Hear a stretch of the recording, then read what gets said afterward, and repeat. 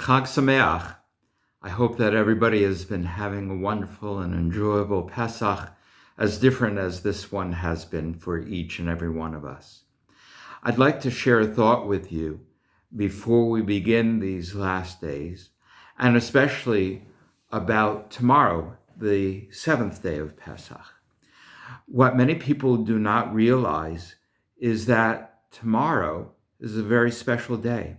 According to tradition, it is on the seventh day of Pesach that the miracle of the parting of the seas took place.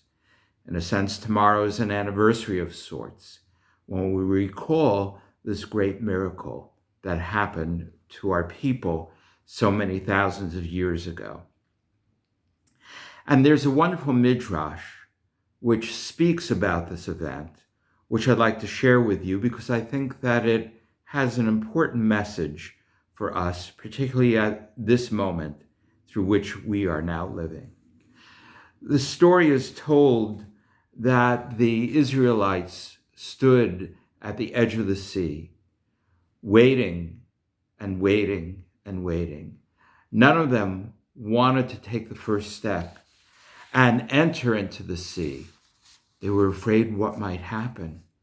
Nevertheless, they heard the Egyptians coming closer and closer, but no one was willing to be the first.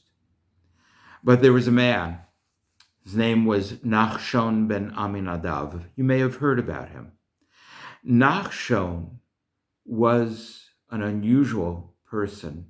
He was a prince of the tribe of Judah, but he was willing to do the following. As everybody was waiting and waiting and waiting, he stuck his foot into the sea. Nothing happened.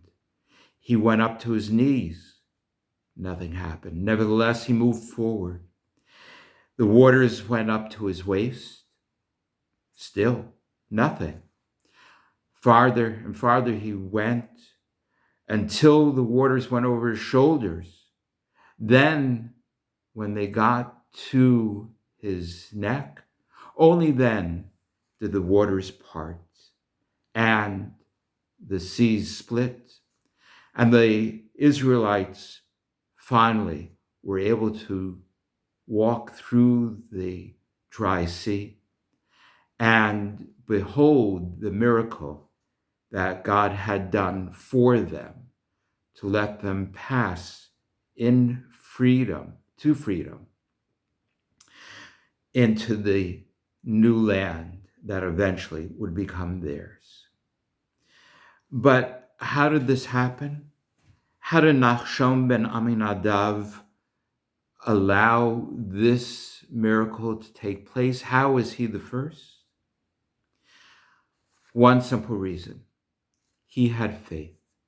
He had belief in God that everything would turn out well, that the people would be able to move forward and eventually become people who were now free to worship the one true God after all the years in slavery.